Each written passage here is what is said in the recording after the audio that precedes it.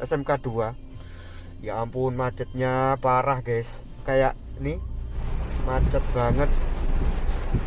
Terus lagi banjir karena di situ jalan situ macet. Saya cari alternatif lewat Simpang Helm guys, ternyata di situ juga macet. Di samping macet juga banjir. Ya kayak gini nih. Waduh, kacau pokoknya. Udah, kalau udah kayak gini wes mending balik pulang saja. Akhirnya setelah tadi selesai ya kan, order yang jam 5 tadi selesai, saya secara ya kan, alhamdulillah nggak terlalu lama dapet ke MB2 guys.